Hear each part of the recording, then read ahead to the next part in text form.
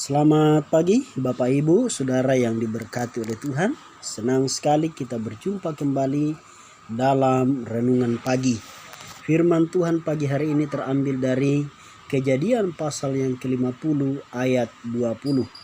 Firman Tuhan berbunyi demikian, "Memang kamu telah mereka-rekakan yang jahat terhadap aku, tetapi Allah telah mereka-rekakannya untuk kebaikan, dengan maksud melakukan seperti yang terjadi sekarang ini, yakni memelihara hidup suatu bangsa yang besar." Demikian firman Tuhan.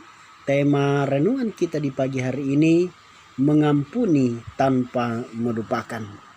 Bapak Ibu Saudara yang diberkati oleh Tuhan, kepada seseorang yang pernah disakiti atau dikecewakan orang lain, kita kerap memberi nasihat seperti ini: "Sudah, lupakan. Yang lalu biarlah berlalu. Tidak usah diingat-ingat. Toh diingat pun tidak ada gunanya." Sebuah nasihat yang baik dan kedengarannya bijak, tetapi sebetulnya tidak tepat. Sebab tidak mungkin kita melupakan kesakitan dan kepahitan yang pernah kita alami. Betapa yang namanya pengalaman buruk atau kesakitan yang ditimbulkan orang lain pada masa lalu tidak bisa kita hapus dari ingatan kita. Itu sudah menjadi sejarah hidup kita. Yang bisa kita lakukan bukan melupakannya, melainkan mengingatnya dengan cara baru. Bukan menghapusnya dari ingatan kita, tapi memaknainya dari sudut pandang iman. Inilah yang dilakukan oleh Yusuf.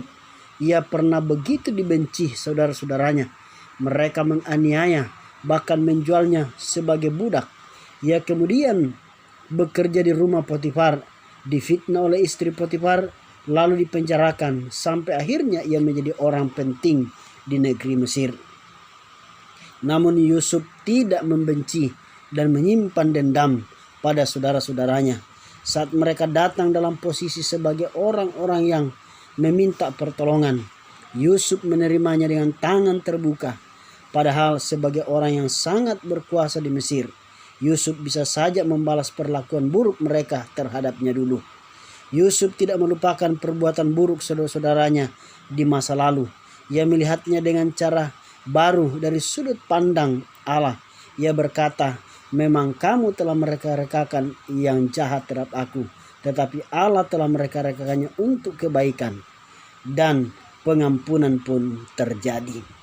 Bapak Ibu Saudara yang diberkati oleh Tuhan, betapa pentingnya kita untuk mengampuni. Mengampuni bukan berarti kita melupakan, tetapi mengampuni kita sadar, tetapi kita mau mengampuni oleh karena Tuhan terlebih dahulu sudah mengampuni kita. Biarlah renungan di pagi hari ini boleh menjadi berkat bagi kita semua. Amin.